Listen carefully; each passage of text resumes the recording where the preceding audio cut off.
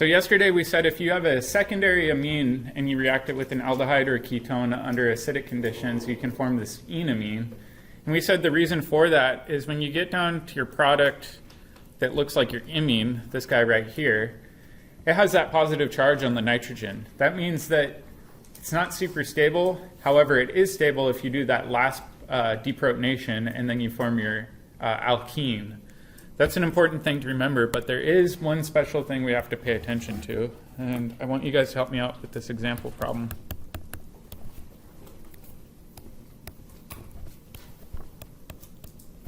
What's the name of this ketone before we get going? Yeah, longest carbon chain is 5, so it's a pentane. It's a ketone, which means we have an ONE suffix, and the double bond's coming off the 3 position, so this would just be 3-pentanone. So we're going to take this, and we're going to react it with diethylamine under acidic conditions, so catalytic acid, and I want you to determine what product or products you would get out of this. You don't have to show the full mechanism if you don't want to, but try to determine what product you would get.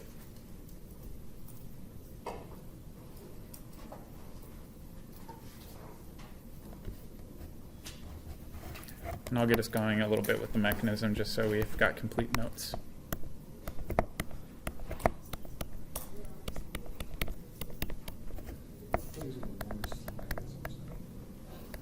What's that? Yeah.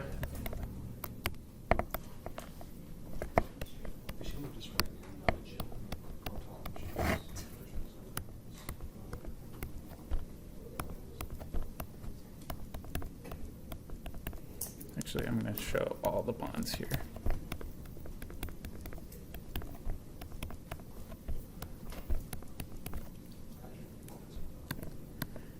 I'm just going to shorthand this plus or minus H plus to show that we're shifting a proton. That will limit the number of arrow pushing steps we have to do.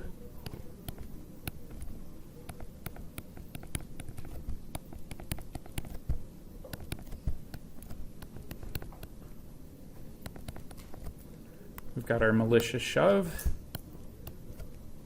And then we get to the interesting chemistry here.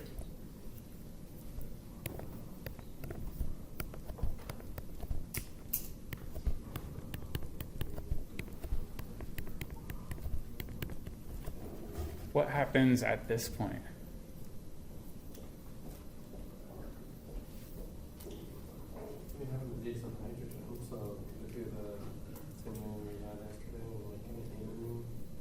Okay, so the question is, which protons are we going to deprotonate? There's no stairs. Does it matter if I choose a proton coming off of this carbon or that carbon? No, it doesn't matter. Okay, so let's just pick one of them. I'm going to show both the protons. And I'm just going to show this as a base. You can have water or the amine act as a base. I don't really care too much. So we're going to grab this, clamp down, and kick up electrons. Are we going to get one product or two products? One, because the ethyls are the same that we have in the base. Okay, so one product, I think quite clearly, is going to look like this, right? And then with the other product, have that carbon on the other side of the... You spotted it. So your other product that you have to watch out for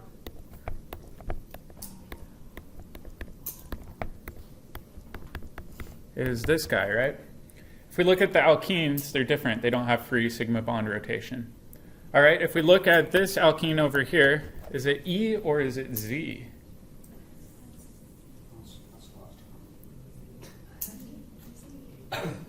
So what's higher priority? We're going to cut it down here. Is nitrogen or carbon higher? Nitrogen. And then our carbon's higher over here, so we're on Z same side. So this is the Z alkene, where this one must be our E alkene. So oftentimes when you do these enamine syntheses, you have to be careful. You might run into a mixture of different products. What's the relationship between these two products? They have the same connectivity, but they are not mirror images. Diastereomers, right? So we end up with the mixture of diastereomers.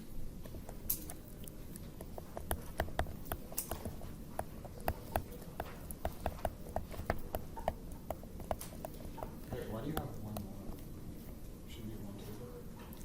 So in this case, if we look at nitrogen right here versus this carbon, the carbon's going to be 2. The nitrogen is higher priority than the carbon. And then this methyl group is higher priority than the hydrogen, right? So the 2 highest priorities coming off the double bond are on the same side. That means it's Z. So that's just review from first term. Okay, so watch out for that. If you're working with a ring system, it's not a big deal because it's locked into one conformation and you can only get one product. But with some of these, you can run into a wild mixture of products, especially if your ketone's non-symmetric. You might even get 4 products because you could form an imine or enamine off of either side. So watch out for that. Does that make sense? Let's take a look at some other cool examples with other nitrogen nucleophiles.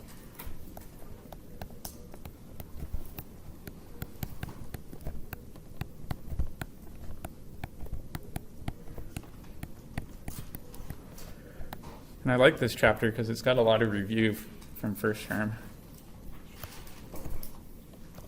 Let's say we've got a generic ketone. Actually, sorry.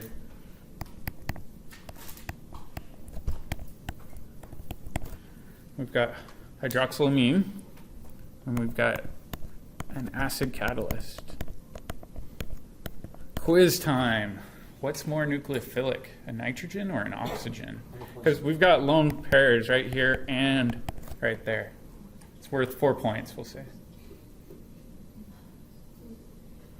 And then why is one more nucleophilic than the other? This is going way back to SN2 chemistry stuff. Have to do the oxygen. Well, let's try to rationalize it, right? A nucleophile is something that wants to give electron density. Which one's holding on to its electrons tighter? Oxygen's more electronegative, right? Which means the lone pair coming off of the nitrogen is sticking out a little bit further in space. That means the nitrogen, in this case, is going to be more nucleophilic. So let's try to predict what product we would get out of this. What do you think the product might look like? And then check with your neighbor. Do you think it'll be an imine, an enamine? Make sure you've got all of your bonds drawn correctly.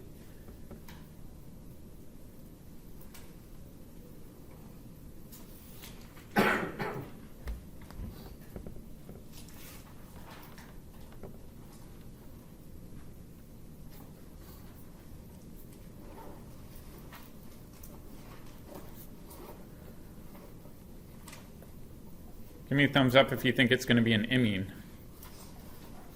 Give me a thumbs up if you think it's going to be an enamine. There weren't very many thumbs.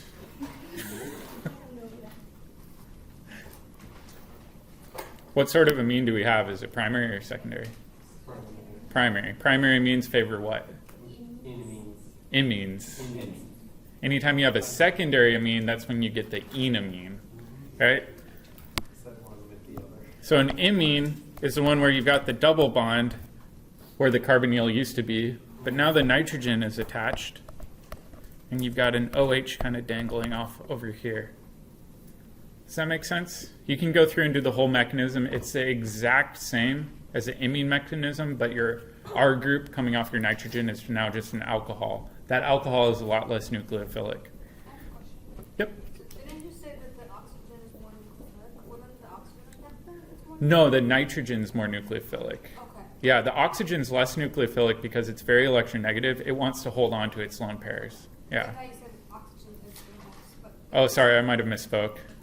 okay, so if it's nitrogen, then the nitrogen attacks. Yeah. And the OH stands out. Exactly. So let's make a note of that. More nucleophilic. Okay, this is actually a really interesting functional group. We're not going to use it very much, but this is called an oxime. Or sorry, oximine. And again, the byproduct is H2O, so if you want to remove this, all you need to do is flood the reaction with water, and it will go in the reverse direction. The next one is related to the reaction we're going to cover in the next section. And in this case, you're going to be working with hydrazine. Hydrazine is a pretty neat molecule. It was used for a long time as rocket fuel. And if you do this, the product looks pretty similar.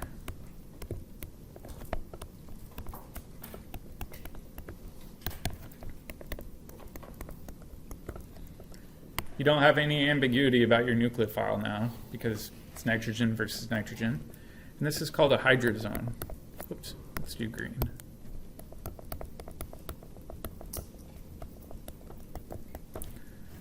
This hydrazone is very popular for a reaction called the Wolff-Kishner reduction that we're going to talk about next. Are there any questions with this? Okay, let's talk about the Wolff-Kishner reduction though.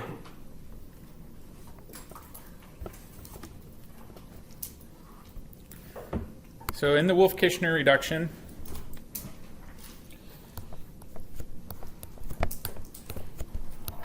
you're going to first take your ketone and you're going to react it with hydrazine. So let's write out our hydrazine. Under acidic conditions, actually I'm going to make this into a one-way arrow and I'll just write minus H2O. So if we want to favor formation of our hydrazone, we want to distill off our water or at least trap it in some way. And we'll end up with our hydrazone product. Sorry. What is going on? There we go. And our hydrazone product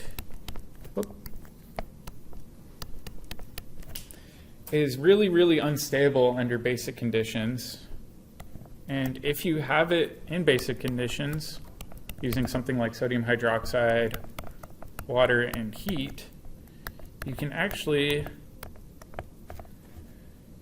completely blow off the nitrogen, which is a little bit weird. And the nitrogen leaves as N2 gas. So when this reaction works, it actually bubbles gas off. What's another reaction that can be used to convert a carbonyl to an sp3 hybridized carbon?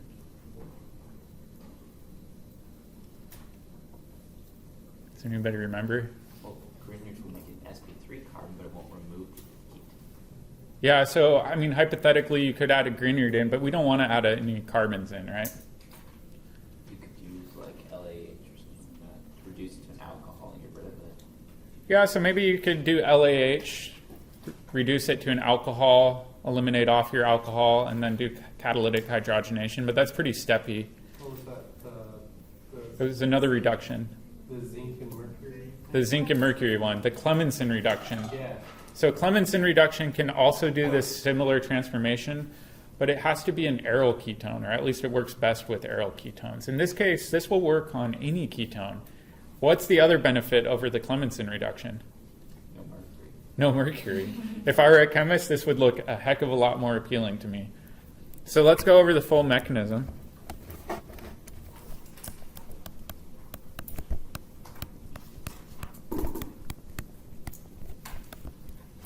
And I'm just going to skip straight to our hydrazone, since we already know how to make imines and I don't want to bore you guys.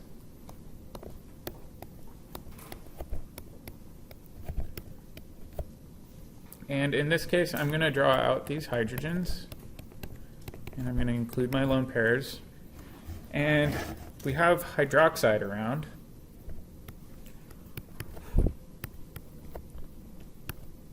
So in the very first step, all you're going to do is you're going to grab this proton. This will clamp down like dominoes, and then put electron density on this carbon.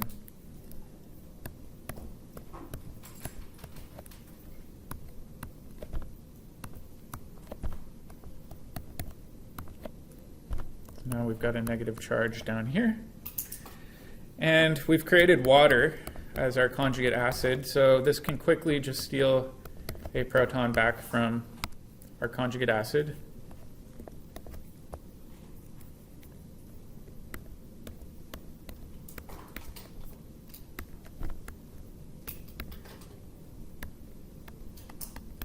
And we regenerate our hydroxide.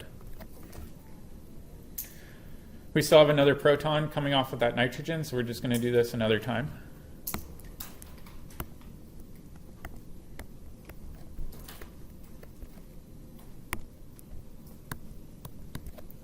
Okay, and now when we do this, we've got our anionic product, plus N2 gas, plus our conjugate acid. And last but not least, this will quickly grab a proton off of our conjugate acid.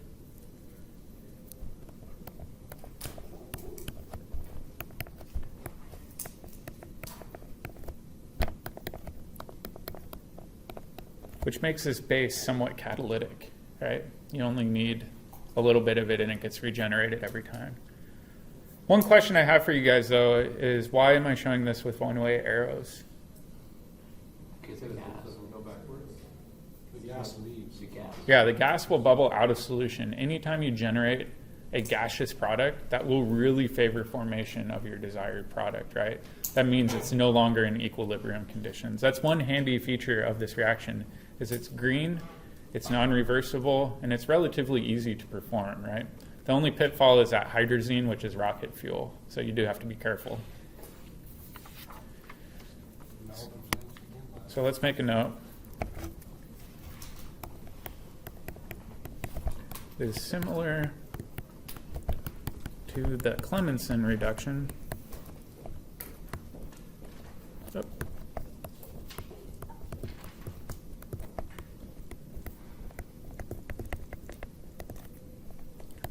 However, it is greener and works on alkyl ketones.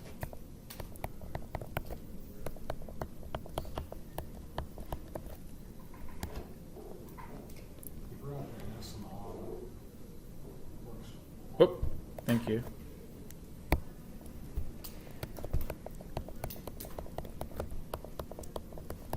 It's funny how when you write stuff on a board, it's really easy to misspell and omit letters.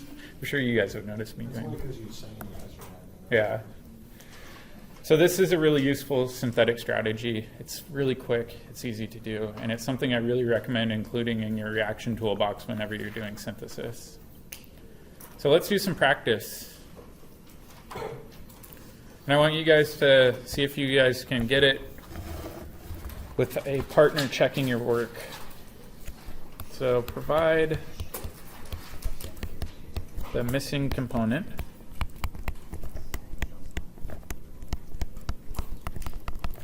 So for the first one, this box will be worth 4 points. We're going to say, all right, catalytic acid. We're going to distill off water, so this is now a one-way arrow. And you've got to determine what other reagent goes in this box. So there's going to be some other nucleophile. And your desired product is going to look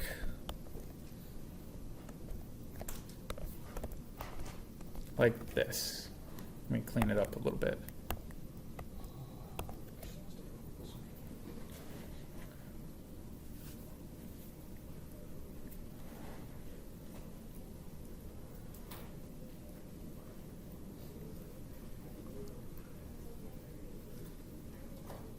This is one where we have to work backwards, but I'll give you guys a few pointers. If we look at our product, is it an imine or an enamine? Enamine, okay. Which means that this has got to have some nitrogen nucleophile, and is it going to be primary or secondary? Yeah, okay, so it must be secondary.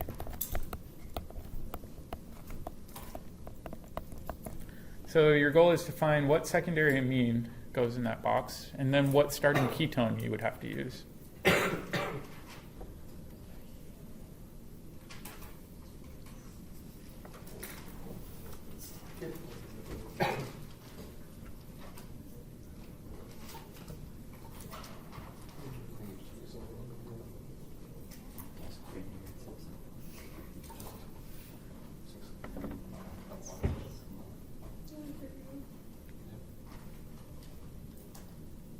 Is this too easy? That depends on what the answer. Everybody's giving me blank looks, and I'm not sure if that means it's really hard or really easy. Give me a thumbs up if you think you got it already. Couple people. Give me a thumbs down if you have no idea what's going on right now. Okay. I'll show you guys some strategies. The first strategy I do is I identify where the carbonyl used to be. So the question is, which bond used to be our CO double bond in our product? Where the nitrogen is. Yeah, the position where the nitrogen's bonded, that must have been a CO double bond, which leads us to our starting material looking a lot like this. What's the name of this ketone? Cyclohexanone, right? Okay. That means we've got to determine now what our amine is. And let's just circle this. We know that this is our ketone. So we put that in that box, which means our leftover component must have been this amine. So all we need to do is say, all right, that's our amine. Easy enough. These problems look really overwhelming at first. They look scary and confusing, and it's hard to undo it, but just use that strategy. Try to identify where your CO bond used to be and work backwards. Is that nucleophilic or not? That looks pretty sterically hindered. Yeah, as long as you're distilling off water, you can use Le Chatelier's principle to your advantage. Let's do one more. We'll do a harder one.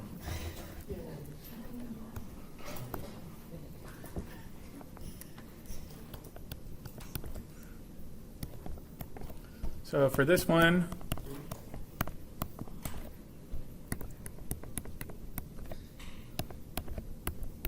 I'm going to form a bicyclic ring system.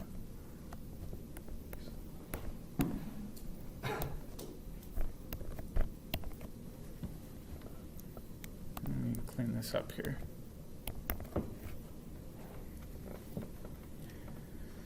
And there is no additional nucleophile.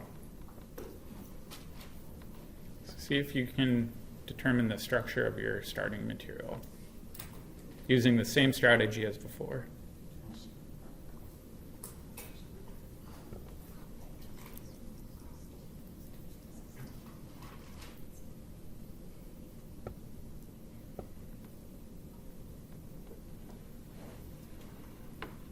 Does that methyl group come off the bottom? Yep, this is a methyl group. That's gross.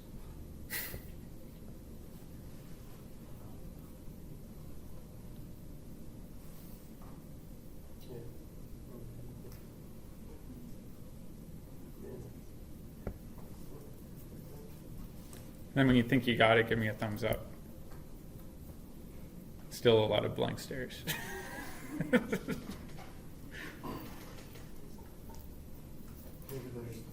thumbs. You're embarrassed of your thumb. So same strategy. Where did our carbonyl used to be? Was it right here? No. No. It's got to be right here, right? It's that bond in between a carbon and nitrogen, but it's got to be the one that's also closest to the alkene. So this used to be a carbon-oxygen double bond. So I'm just going to draw that left ring with the carbon-oxygen double bond in that position. Okay, this methyl group down here is kind of unchanged.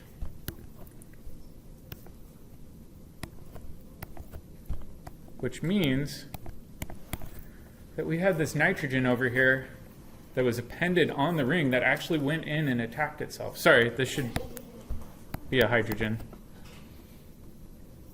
Actually, I'm just going to clean this up with the hydrogen like that. There we go.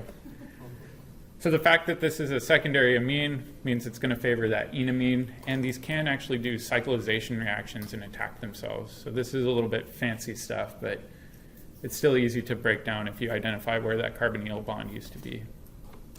Does that make sense? Okay. So let's go through and do some review just to make sure we're confident with all this stuff. Doing the opposite reaction.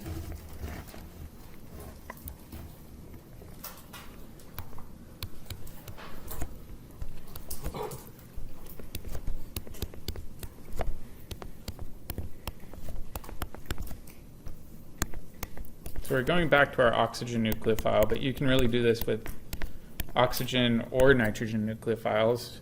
And what product do we get out with this reaction? The protecting group one. Yeah, the protected ketone. What's the name of it? Yeah, cyclic acetal. And we produce water. Okay, so what I want you guys to do is if you have different colored pens, I want you to show the reaction going in the forward direction using arrow pushing arrows of one color. And then once you've gotten the full forward reaction, use a different color arrow pushing scheme going in the reverse direction. I know this sounds weird, but it's a good way of reinforcing the fact that these are in equilibrium.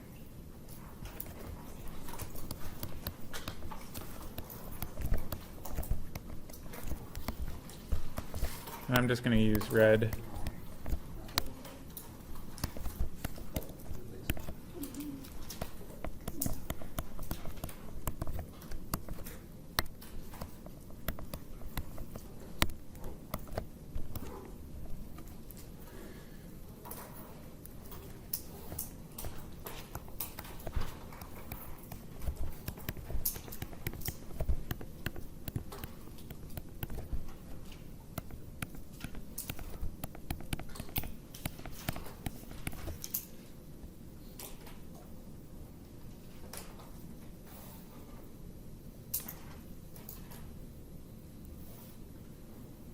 Actually, I'm going to draw this out as HA because we'll need that for the reverse direction.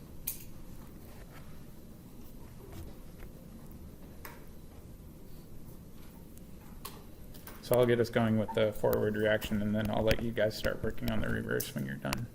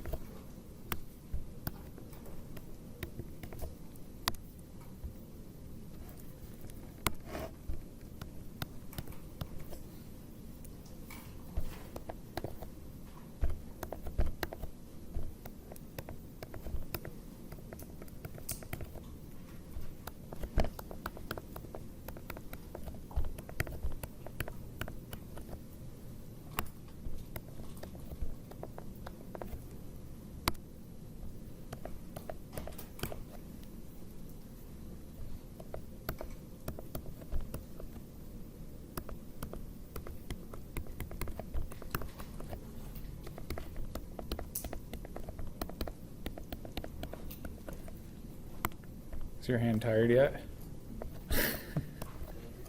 Every quarter?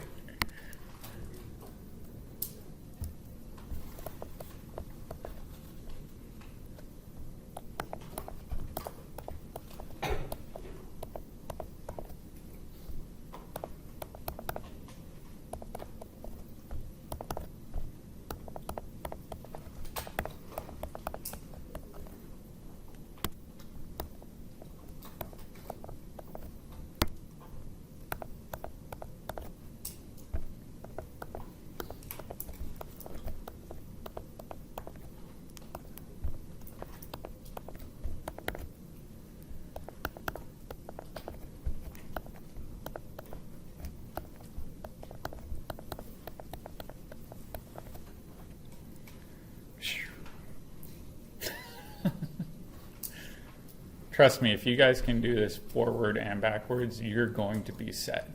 This is like the ultimate test to make sure that you understand these reactions. We just not get tested on. Just a trust thing. Just trust me, like I got this. Be like telling the Seahawks, you don't even need to play. We'll just assume you won.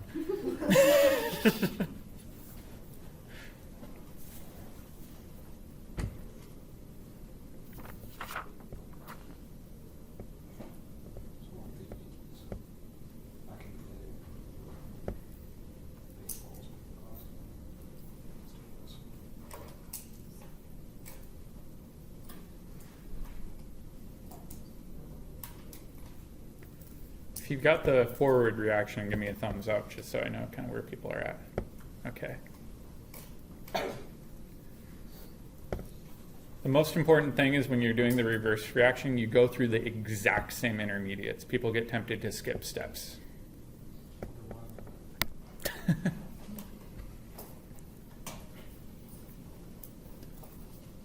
All right, so let's kind of touch base now. We're starting down here at this blue section. That's our new starting material. We're trying to go in the reverse direction. So we're trying to go basically this way. So if we're looking at that product that I underlined in blue, our first step must be protonation of that oxygen on the left, right? So let's show that with arrow pushing. We're going to grab this, kick off our conjugate base. Okay, so now we're making progress. The next step, what do you think is going to happen? So now we're going kind of this direction. The water attacks The the ether's, I think the ether's going to clamp down and kick off the alcohol. Okay, so your ether is going to clamp down and kick off your alcohol, right? So at this step, if we kick down these electrons, that oxygen on the left-hand side is a good leaving group. So at this point, we're going to form an oxygen-carbon double bond and then eject this off as our leaving group. That makes sense, though, right? Based on our intermediate above it. Are you guys kind of following that? Okay, so now we're at this intermediate right here, and the question is, how do we go to the left now? What must have happened? water attack. Yeah, water must have attacked in. Okay, so in this step, you can show water attacking into that carbonyl, kicking up electrons. Okay, so now we're at this intermediate right here, which is good. It's where we want to be. But we need to go to our neutral intermediate, which means we must have done some sort of deprotonation. Okay, so let's show this, and I'm going to show these individual hydrogens. The next step is going to be another proton transfer. I'm going to kick electrons onto that oxygen. That gives us our neutral product, which is right here, right? Okay, so now we're going this direction to the right. Only thing that's different is we're protonating the ether.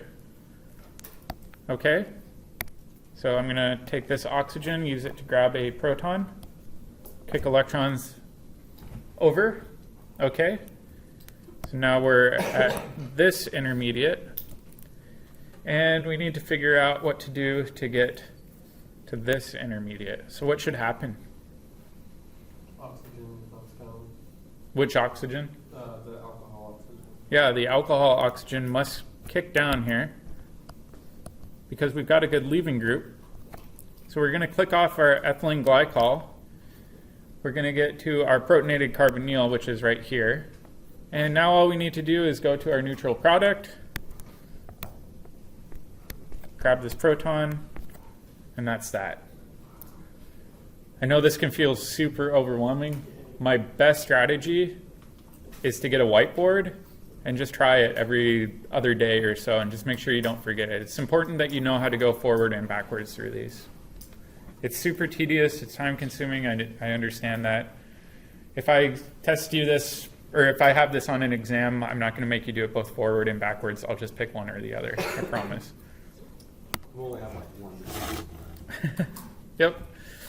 So the blue mechanism in this case is just simply referred to as hydrolysis. Hydrolysis just means you're breaking something with water, right? So the reverse reaction is always referred to as hydrolysis.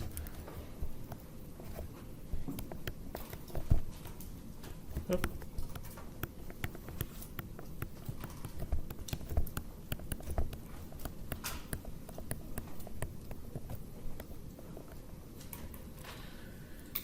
All right, let's do some other hydrolysis reactions. We're not going to do the mechanism.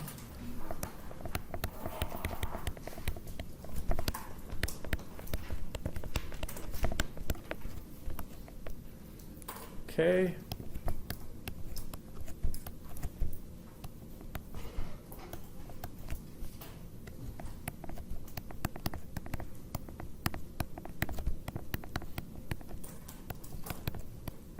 Oop. So let's figure out what would go in this box, and then I'll give you guys some other ones too.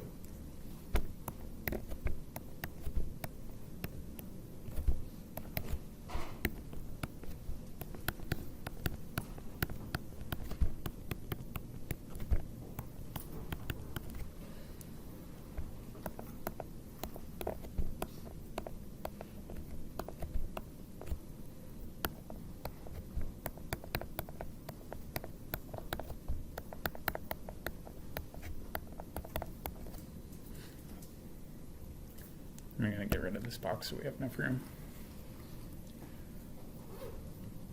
So what is our product going to be?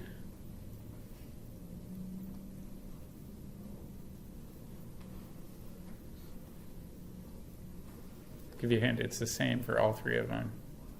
Propane. What ketone are we going to get? 2 propanes. You think 2-propanone?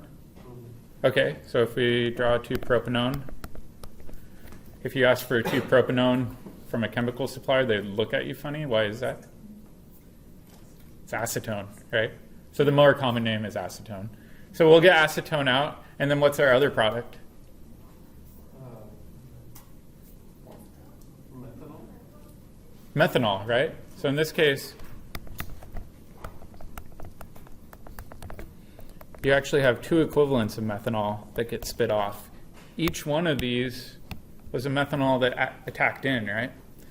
So it's important to be able to predict the reverse reaction too. The key thing is to identify the carbon where your nucleophile attacked. So in this case, this carbon highlighted in red is the carbon where the CO double bond used to be. Same thing down here. Carbon where your nucleophile attacked is in red, which means our amine was going to be a primary amine. And for the last one, it's an enamine, which means we have a secondary amine.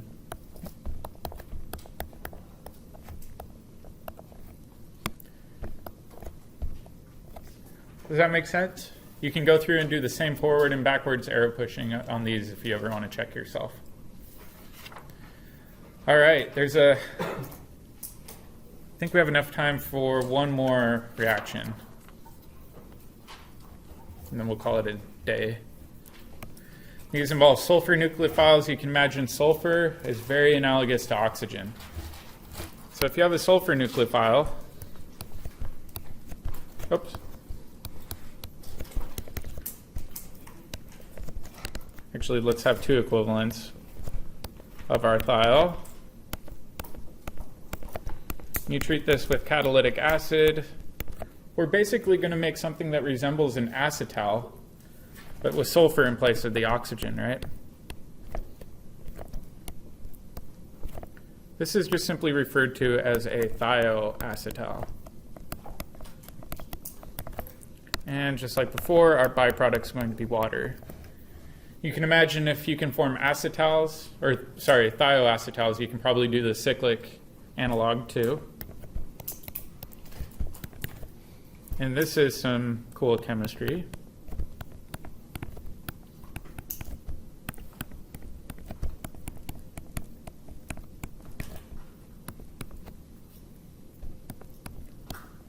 This is a super useful intermediate called the cyclic thioacetal.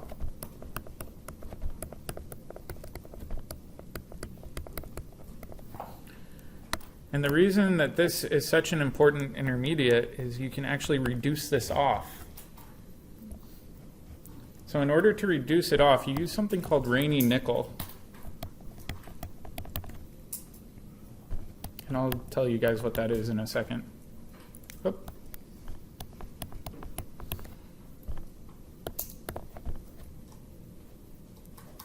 And I'll just draw in these two hydrogens to indicate that it was reduced. What does this look similar to? Clemmensen, and then the one we just talked about? Yeah, Wolff-Kishner. So Wolff-Kishner reduction is pretty nice because it's green. This one's nice because it's green and it avoids the use of rocket fuel. It really depends on the synthesis that you're doing. There are some situations where Wolff-Kishner is preferred, and there's some where the Raney nickel reduction of thioacetals is preferred. Raney nickel is a weird thing to work with. It is a spongy nickel aluminum alloy with hydrogen that's been absorbed on. People just write Raney nickel though.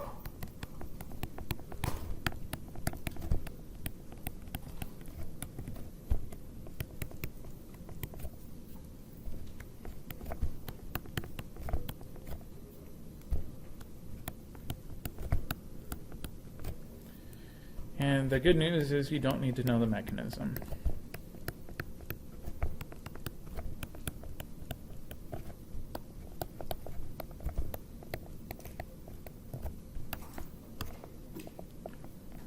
This is a really popular reaction in natural products chemistry. It's similar to the Wolff-Kishner. However, there are some benefits over the Wolff-Kishner. So let's talk about Clemmensen reduction.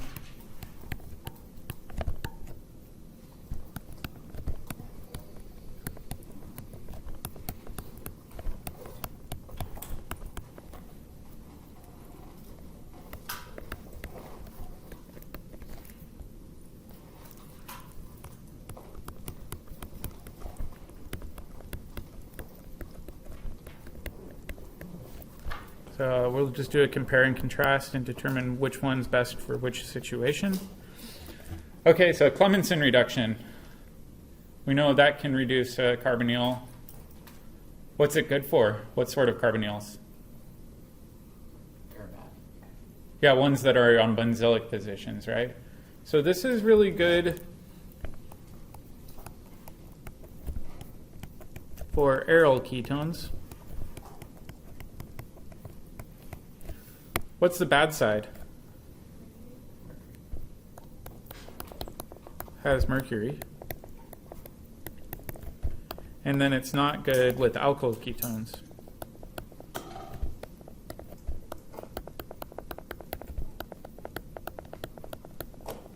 Okay, Wolff-Kishner on the other hand. What's good about it? It's green.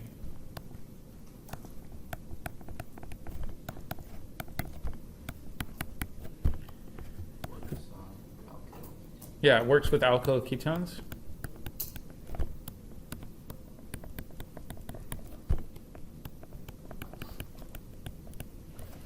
Yeah, in fact, it will work with just about any ketone, whether it's alkyl or aryl. What's a pitfall, though? What might be bad about it? Yeah, rocket fuel. What was the other reagent that we used?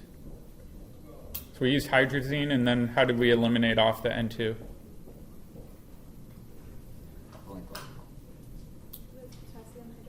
Yeah, we had to have a base, right? So some sort of base, which means that this won't work if you have acid-sensitive functional groups.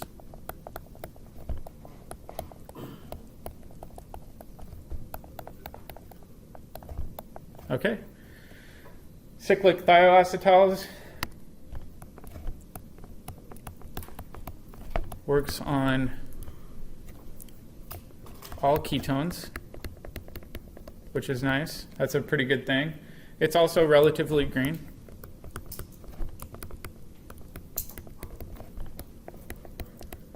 What's a potential pitfall? Yeah, super duper stinky.